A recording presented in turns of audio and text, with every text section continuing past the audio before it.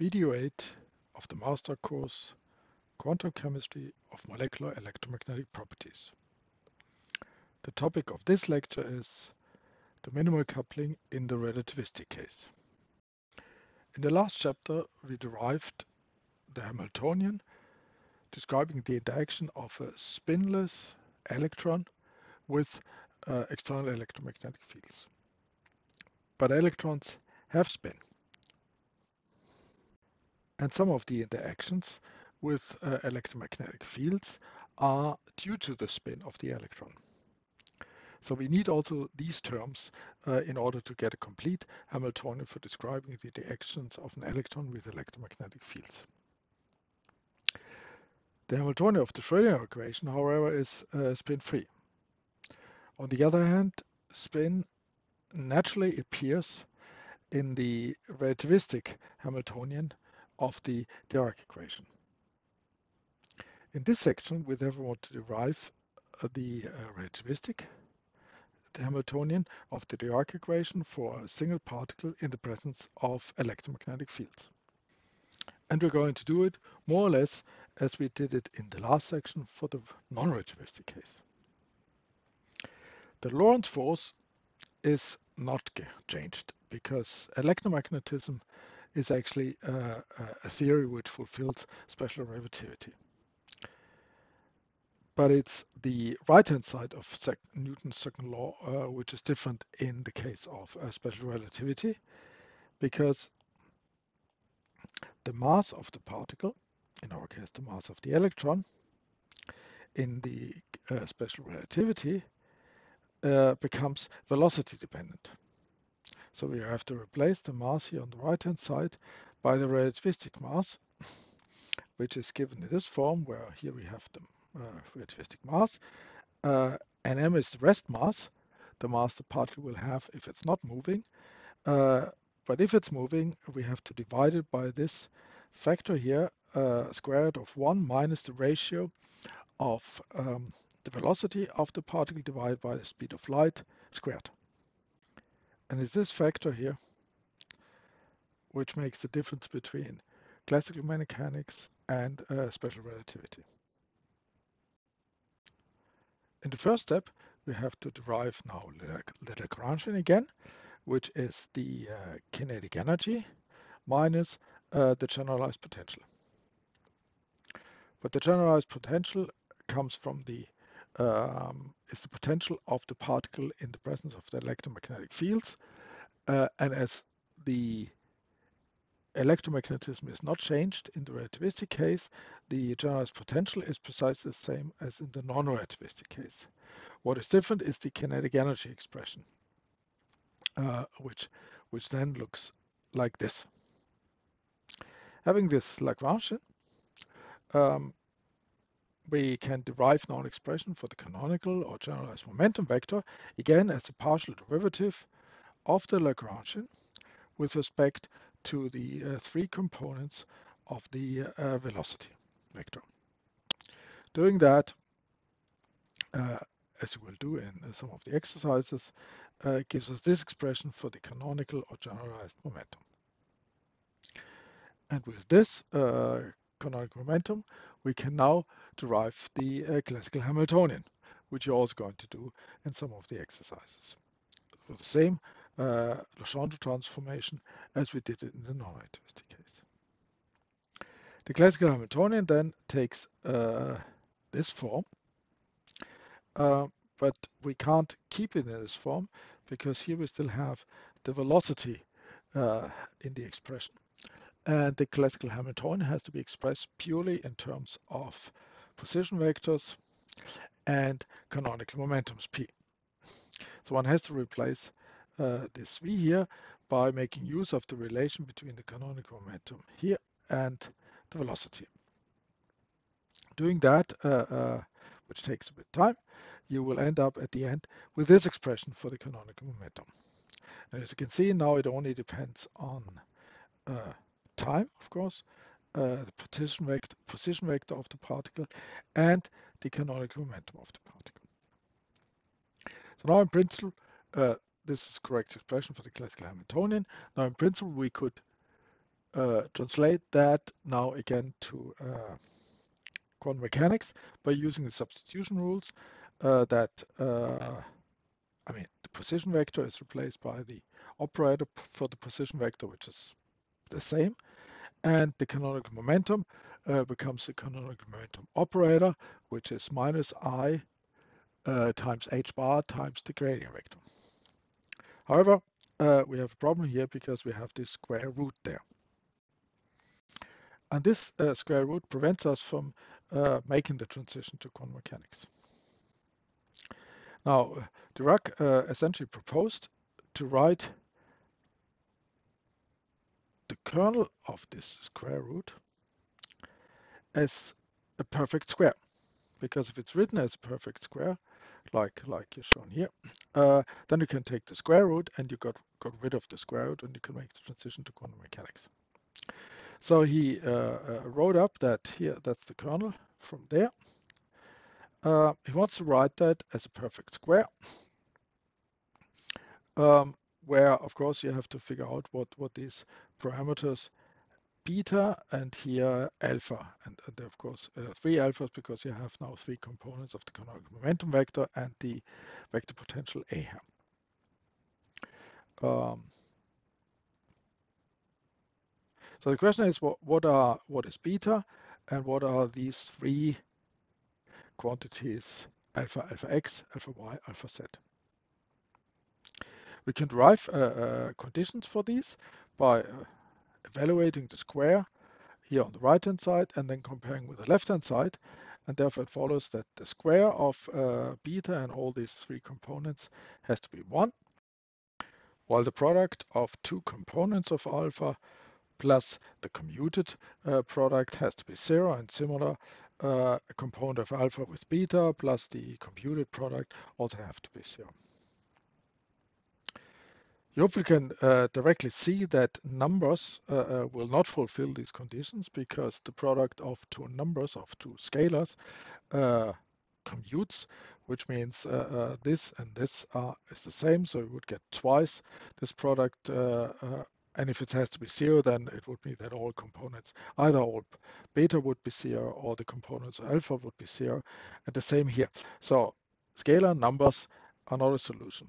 It turns out that the simplest solution to these set of equations is in a way a bit obvious because the multiplication of 2 matrices does in general not fulfill the commutative law, meaning matrices don't necessarily commute. It turns out that the simplest solution actually are 4x4 matrices.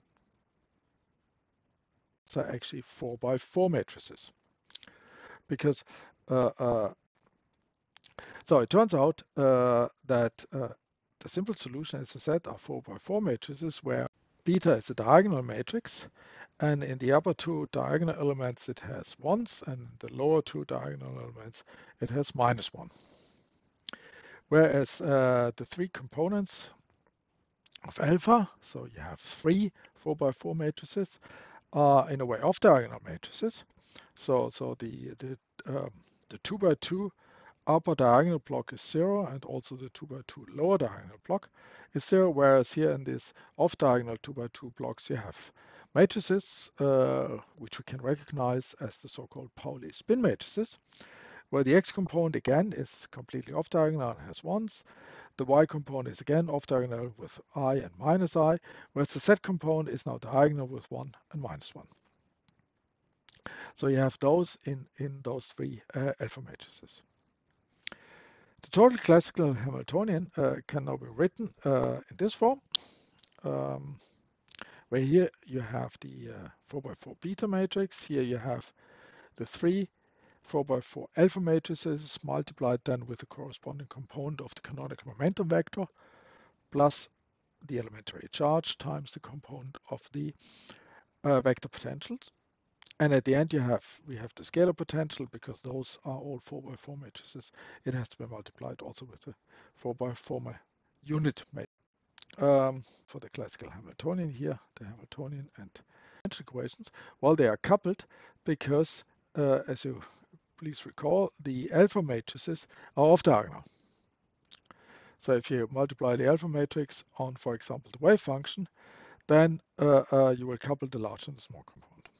In this form, where we have the alpha matrices written up in Pauli's spin matrices, now we finally can make the transition to quantum mechanics using the usual substitution rules. So we replace the components of the canonical momentum vector by the components of the canonical momentum vector operator. And correspondingly, we replace the classical Hamiltonian by IH bar times the partial derivative with time. And position vectors, but just become position operators. And then both sides of the expression we let act on a wave function. Now, here on the left-hand side, we have the partial derivative with time, respect to time, of the wave function. Whereas on the right-hand side, we have, everything which is in this parenthesis is essentially a 4x4 matrix. So you have a 4x4 matrix multiplied on the wave function, and on the left-hand side, we have just a scalar, the time derivative, applied to the wave function. Now that should agree both sides. The wave function has to have 4 components, because then we have a 4x4 matrix multiplied by 4x1 matrix, or a vector with 4 components, which gives us again a vector by 4 components. And on the left hand side we have the derivative with respect to time of the 4 elements of this 4 component vector. So the solution to the Dirac equation for one electron is actually the wave function has 4 components. Now traditionally one groups those 4 components in 2 sets. The upper one, so component 1 or 2, one calls also the large component, and component 3 and 4, one calls the small component, where the large and the small component both are now 2 component wave functions. The reason for calling them a large and small component has to do with that if you calculate the density, and the density of course calculated like always in the bond interpretation of the wave function, that you take the wave function squared times the wave function. And now since the wave function has more components, let's keep the 2 component form in the first place. Then this is the large component, complex conjugate times large component, plus the small component, complex conjugate times the small component. And now it turns out to be that for the not super heavy elements, the contribution to the density from the product of the large component, or the norm squared of the large component, is larger than the contribution from the small component. And therefore, this is called the large component, and this is small component. But if you go to really heavy element or super heavy element, this no longer holds. This is no longer the case. And there the contribution of the large and small component are of the same order of magnitude. So it doesn't hold in general, and some people argue for that one shouldn't call them the large and small component at all.